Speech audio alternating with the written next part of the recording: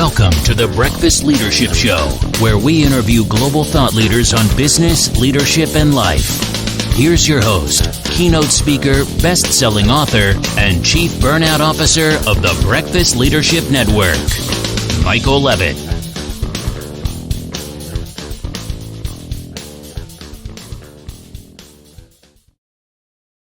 Welcome back. I've got Deke Copenhaver on the line. Deke, how are you? I'm great. Thank you so much for having me. Oh, I'm looking forward to this conversation. You're the former mayor of Augusta, Georgia, and I've done some amazing things. But share with the audience a little bit about you, and then we'll dive right into leadership and politics and wherever the conversation takes absolutely. us. Absolutely. I served as mayor of Augusta for 9 years, from 2005 through 2014. Started my own consulting business, Copenhaver Consulting, after leaving office. Hosted a call-in radio show for a year for 3 hours a day here at Augusta, and actually wrote a best-selling book, The Changemaker, The Art of Building Better Leaders. So I tell people I'm still trying to figure out what I'm going to do when I grow up. As Jimmy Buffett warns us, don't grow up, it's a trap. So I couldn't agree more. I tend to follow Jimmy's guidance, probably maybe a little bit too much in certain days, but that's okay. Fins up, we're all good on that. So while there's a lot there to unpack, so we'll start off, your time in serving as mayor. Yeah. What inspired you to run for office? Because that obviously is a huge endeavor. Both financially, but also personally. What drove you to want to become mayor of a wonderful city like Augusta? In 2004, I went through a statewide leadership program called Leadership Georgia, which is the oldest state leadership program in the U.S. But we had a history of really bad politics in Augusta. And my graduation weekend in 2004, we had our third current or former elected official go under indictment. And the governor's chief of staff at that point, a friend of mine named Eric Tannenblatt, when I got off the bus in Thomasville, Georgia, he said, "What are you guys putting in the water up there?" So I am so competitive, and I thought that's the straw that broke the camel's back. We need new leadership. So I was 37 years old, politically independent, had never been involved in politics, but I ran, and I was actually taken in a back room by local business leaders who I knew and respect and know and respect to this day, but I was told not to run because I hadn't paid my dues, that older people wouldn't vote for me, that younger people wouldn't vote for me because they didn't vote, and that African Americans wouldn't vote for me. But they had said at the same time that I would be the best mayor out of the field of candidates. And I said, that's just crazy. And as I say, I'm very competitive. And I said, look, I'm going to run and I'm going to win whether your guy is in the race or not. So I did in 2005, had to run again. That was to fulfill an unexpired term, and had to run again in 2006, won then, and then in 2010 and won then. But I never went negative. I wanted to be a candidate that people could get excited about. So I just did the antithesis of politics as usual, and it worked. That's awesome. That's awesome. And it's one of those things, 'cause I always love hearing stories of why somebody chose that path, because again, it takes a toll on you. There's a lot going on to run, a town or a city, all the players, business leaders, government from, the state capitol, federal can get involved too, depending on what's going on in the world. So I commend you for, giving up of your time and, obviously, being the mayor for as long as you did, and again, an amazing city. So from that, you launched a book that came out a couple of years ago, I think now, or maybe not a couple of years ago, but not too long ago. Yeah. But a leadership book, and yours stands out because your approach of leadership is much like, I think, your time as mayor, a refreshing approach on leadership, and not just your quintessential, okay, here's how to lead, here's this and this. So, tell us about the process of, wanting to write the book and some of the nuggets that are in it. It's poetic irony, because I didn't grow up wanting to be mayor. I actually wanted to be a writer, but I've always gone basically where I've seen the greatest need. So in 2018, Forbes approached me about writing a book. And when I got the email, I thought it was a joke or a scam. So I almost deleted it. But my first question to him was, how did you find me? So I'd been writing a monthly column on leadership for about 5 years for an organization called the Georgia Municipal Association, which represents all the cities in the state. So they had an internet-based team do research to find people producing content on par with Forbes brand. So it came out in 2019, but it's interesting too. I was doing a speaking engagement a couple of years ago, and a gentleman asked me, what's at the core of your book? And I said, it's in leadership positions, even in politics, you can maintain your character and integrity and treat everybody with dignity and respect and still be successful. And he looked at me and he said, well, I can't wait to read it because I don't think that's possible. I'm like, but I did it here at Augusta for 9 years. And I always felt like if you gave people an alternative, they'd respond to it.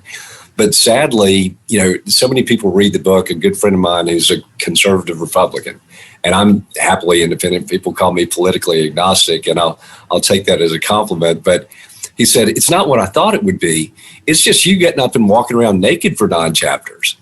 And I think that's, somebody asked me, a reporter said, you talk about, vulnerability so much in the book. Can you be in politics and be vulnerable? I said, yeah, absolutely.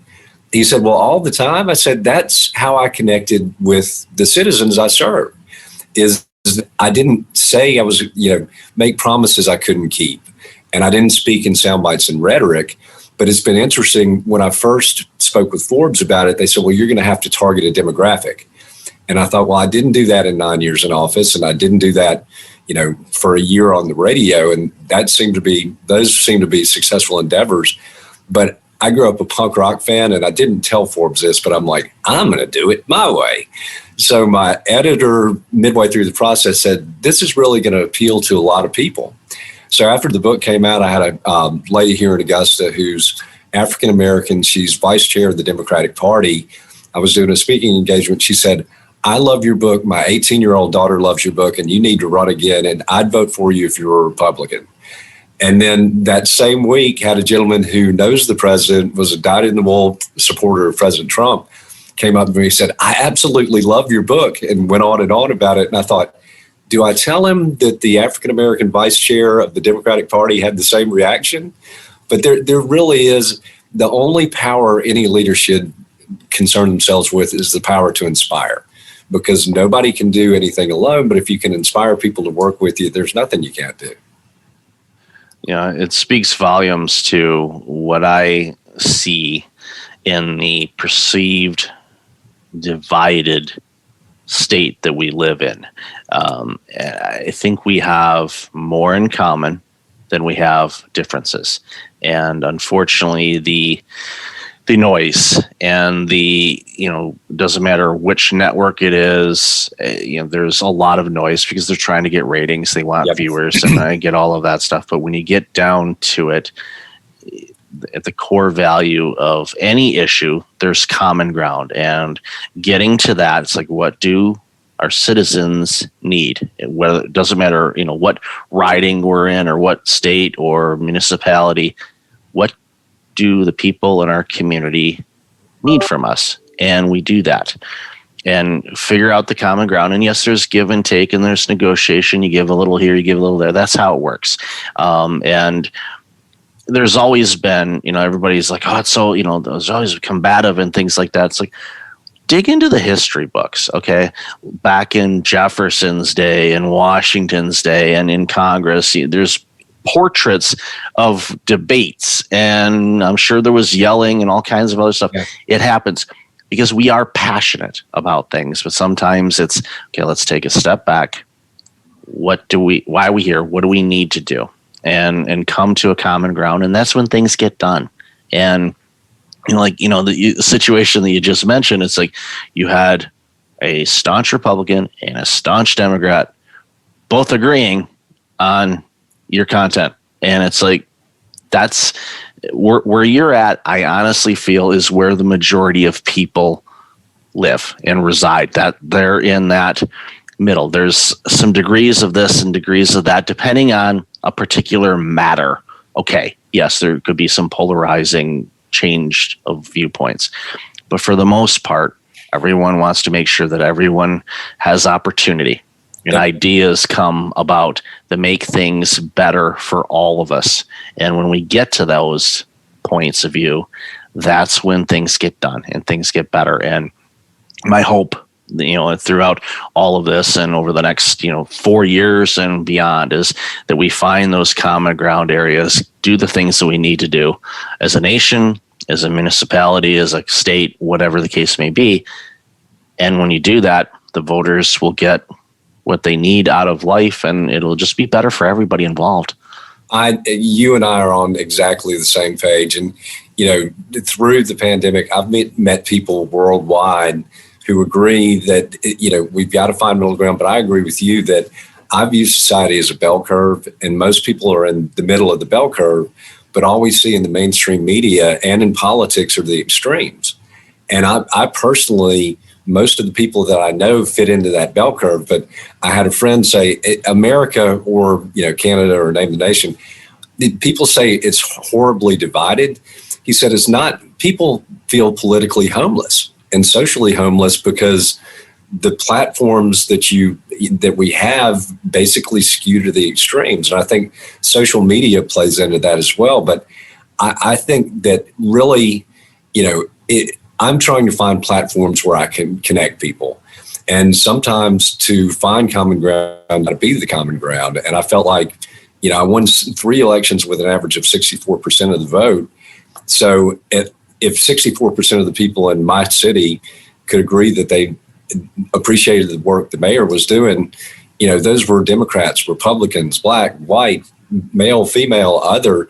Well, that was a common ground issue. And so I think it's the same thing with my book. I mean, to have it rallied around by generations and by people from different walks of life, that's a good thing. And if they can agree that they enjoy the book and they can have a conversation about it, that's a starting point. I always ask authors this: what's your favorite part of your book? You may have several, I'm sure, but is there a particular chapter or section that really resonates with you?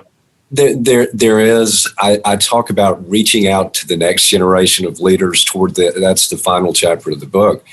But to see that the way it's got through to that generation, and so often the generation behind us, and I'm sure the generation behind them, have told me we feel like we're being talked over, not talked to.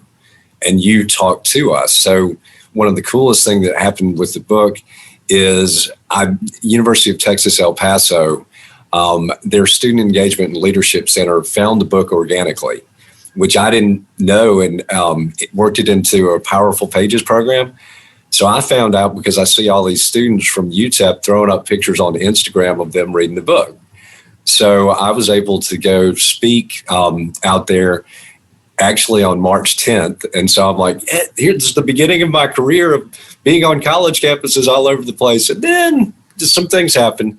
But it really it's to be able to speak to that generation, because if we don't do outreach and mentoring to the generation behind us, who are going to be the role models to get them to do it for the generation behind them? It's crucial to talk to the generations that have come after us, to not to talk over them, like you said, but to talk with them and engage them where they are. Exactly. And find out from them, okay, what questions do you have? And they may not know. So you just start having a dialogue and you let that conversation, come to fruition. And then the questions that they have and the guidance that they need are there. I'm, as a Gen Xer, there's no shortage of millennial jokes and that are out there. And I'm for one of the opinion of, this is an amazing generation that is pushing the boundaries and changing the way that work is, life is, our footprint in the world, our impact in the world. It's like, celebrate it. You broke that nut that we've been trying to crack for a while, because every generation has wanted to do something to leave an impact. They're doing it, and they're doing it at an early age. Yeah. And I want them to feel support and get nurturing from us and the mentoring that they want from us. It's like, okay, what do you want to know from us? The vault's open. What do you want to know? How can we help you? Here's some things that we saw from our perspective. Doesn't mean that you need to follow those same steps. Quite frankly, make your own path. I mentioned this the other day too. There's a broadcaster who broadcasts for the San Diego Padres, Ted Leitner, who just retired from that role. And Jesse Agler is taking over his role. And Jesse's been in the booth with him for a few years now.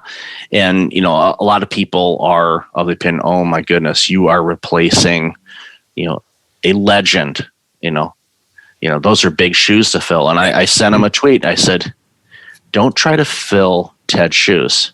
Mm-mm. Bring your own shoes and walk your own path. Be you. That's what we want. We want you to be you, Jesse. We don't want you to be Ted. Ted's Ted, or Ernie Harwell, or Harry Carey, or all the great broadcasters that so many of us have grown up with and listened and watched and enjoyed for decades. The new generation, I want them to be them and do the skills, the gifts that they have. Use those because the world desperately needs it. And as us, an older generation, we're like, okay, what can we do to encourage you and make sure that you are successful? If there's anything we can do, let us do it. We'll be more than happy to, because it makes the world better. Exactly. And, there's always a tendency to stereotype, right? So you're Generation X, I'm Generation X. We were shoegazers, we were lazy. And I will say, I love grunge in the Seattle Sound. I can probably say I'm the only former mayor in the U.S. to ever have moshed at a Nirvana show. But, I think I have done pretty much with my life. And so many people I know that were in that category, yourself included, have come out all right. And so I think we need to move away from stereotyping. Oh, millennials are always on their phone. Well, look around. Most people are always on their phone now. And so that's stereotyping, but I agree with you. I think due to the pandemic, my father flew B-17 bombers in World War II. The greatest generation became the greatest generation because they had to. And as connected as this generation is, I think we're looking at the next great generation.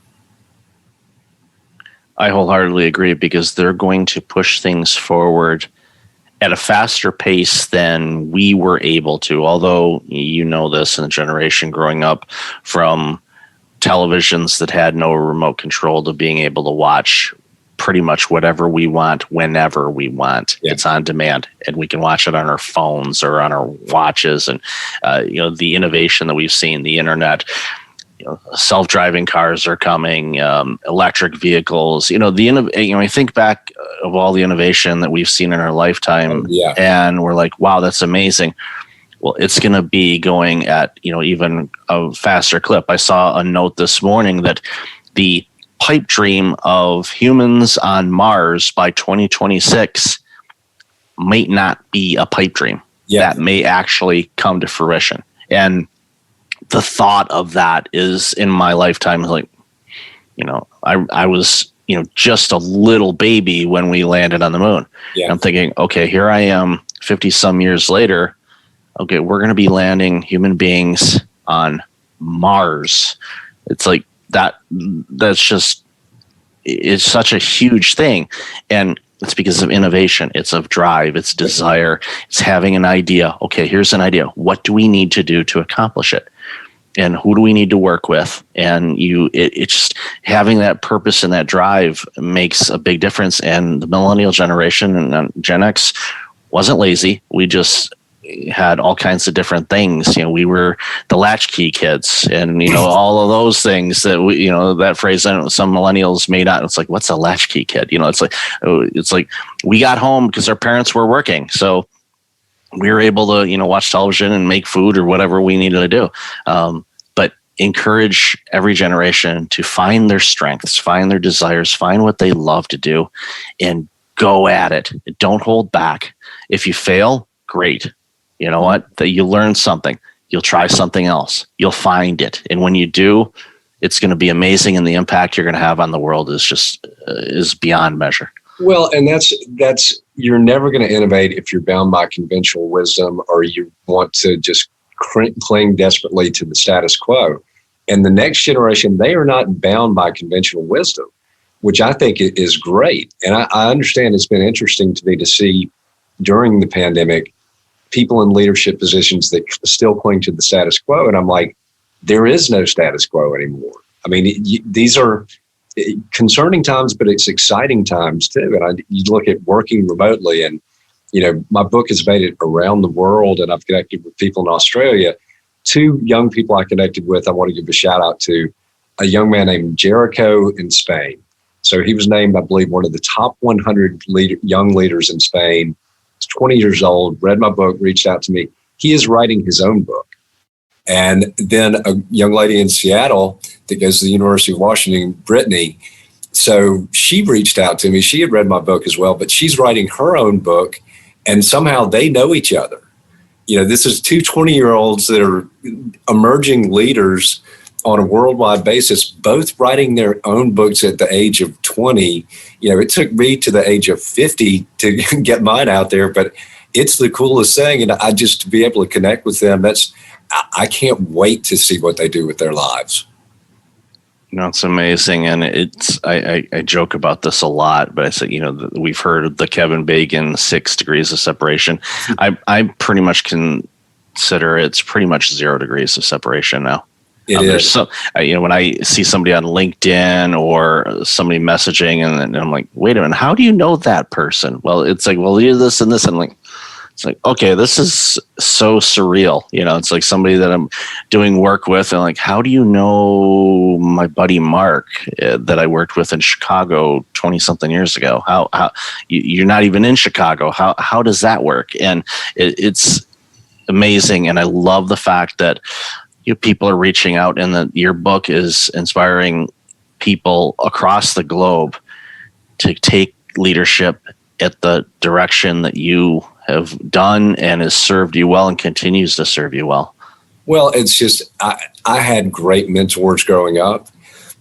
So I enjoy mentoring the next generation. And I think in leadership positions, and I see it in municipal government, I see it in cities, but there's sometimes a tendency to hold on to your power, or whatever you want to call it, beyond your shelf life. And to me, it's, passing the baton. I had my time in office 9 years. I'm writing my book. I'm working with partners to advise cities around the U.S. We're working with the Niagara Institute out of Toronto, but I had my time, and now it's their time to lead. And here again, they're so creative and so energetic and really want to change the world. The millennial generation and the generations behind them, it's just fun to watch and fun to be a part of it in that role, in the mentoring role.